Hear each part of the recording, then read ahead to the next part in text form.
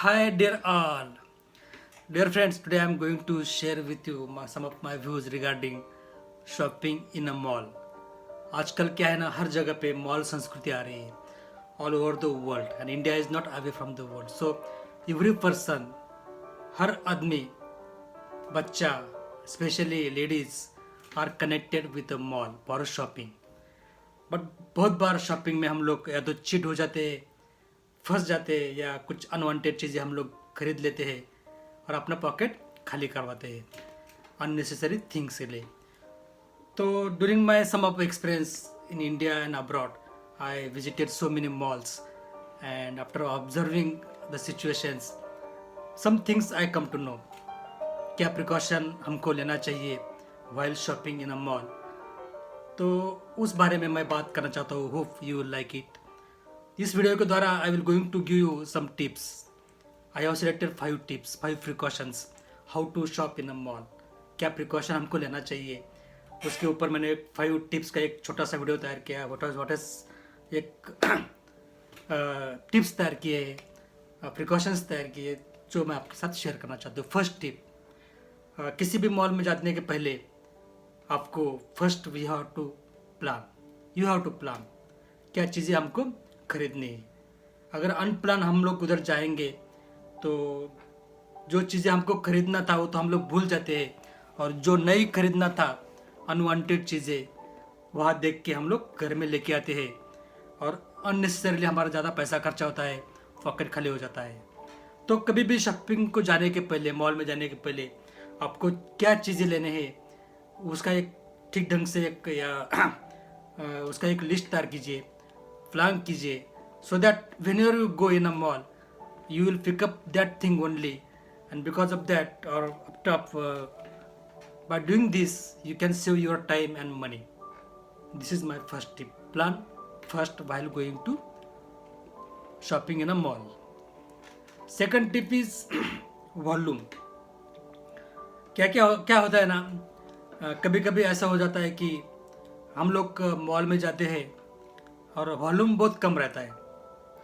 मान लो मॉल में गए और कोई 100 रुपये की चीज़ 100 रुपये का शॉपिंग करके आए, लेकिन हर एक के घर के नज़दीक मॉल नहीं रहता है. हमको जाने में आने में या तो टैक्सी से जाना पड़ता है, ऑटो से जाना पड़ता है, या खुद के बाइक से जाना पड़ता है. तो नेचुरली वी हैव टू पे फॉर ट्रैवलिंग. मान लो 100 रुपये की शॉपिंग हम घर पे करके आ गए और ट्रैवलिंग में हमारा अगर 50 रुपये खर्चा हुआ तो that is not good for you. That is not advisable and also not economical. So volume should be big. मान लो 1000, 2000, 5000, then it's okay. We can spend for traveling up to 50 rupees, 100 rupees. It's okay. But come volume रहेगा तो वो परवड़ता नहीं है. It is not good for going in a mall. Third thing is about price.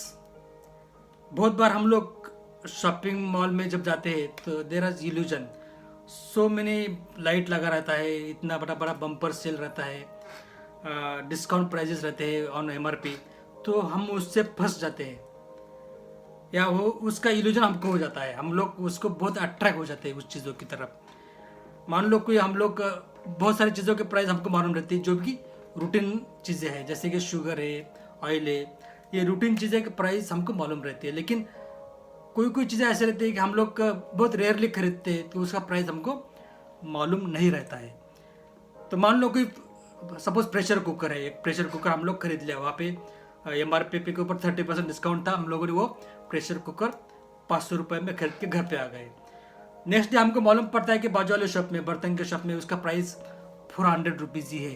तो वो सुनने के बाद, वो देखने के बाद हमको बहुत दुख होता है कि ये 400 रुपये का जो कुकर है या कोई चीज़ है हम लोग 500 रुपये में खरीद के घर में लेके आए, 100 रुपये का अननेसेसरी हमारा लॉस हो गया, और हम लोग फिर वो जो चीज़ है उसका ठीक ढंग से मज़ा नहीं लेते हैं, उसका उपभोग नहीं लेते हैं, तो वो फिर दुखी हो जाते हैं हम लोग.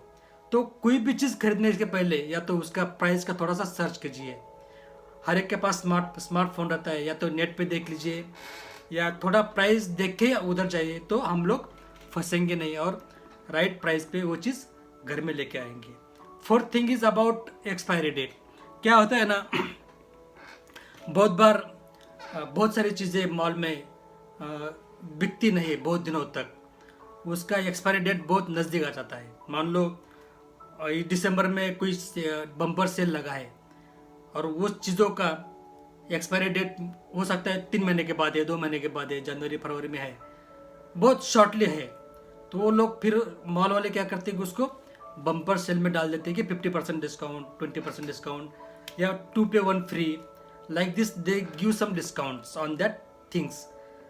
बट ऐसा चीज़ों लेने के क्या फ़ायदा कि जिसका एक्सपायरी डेट नेक्स्ट मंथ में है और हमको यूज़ करना है 6 मंथ तक, तो हम लोग फिर फंस जाते हैं।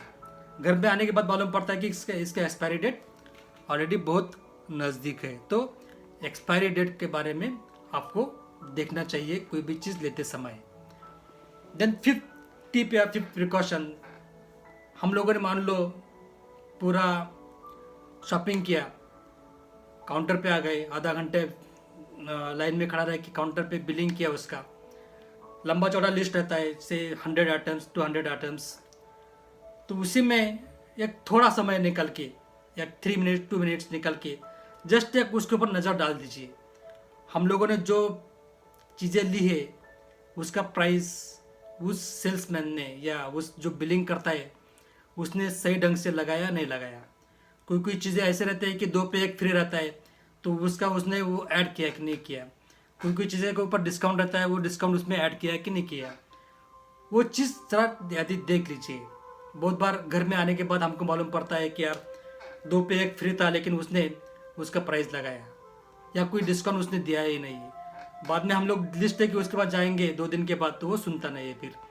तो ये 5th जो है प्रिकॉशन आपको लेना बहुत ज़रूरी है। तो dear friends, if you take precaution about this 5 things, वैसे तो बहुत सारी चीज़ें हमको प्रिकॉशन देनी चाहिए, लेकिन ये मोटा मोटा 5 थिंग्स का अगर आप उसकी केयर करेंगे या उसके ऊपर सोचेंगे तो आप फंसने के चांसेस बहुत कम है और आपका शॉपिंग सही ढंग से हो सकता है मॉल में। तो hope you will take care for this and mall में आप खरीदी का एंजॉय करेंगे, शॉपिंग का एंजॉय करेंगे, साथ में फंसेंगे भी नहीं और अनवांटेड चीज़ें या कोई भी वस्तु आप घर में नहीं लेके आएंगे। तो वही बोलने के लिए मैंने आज का वीडियो बनाया है। Hope you like it and will take precaution in your life in future for shopping in a mall. Thank you very much. Bye.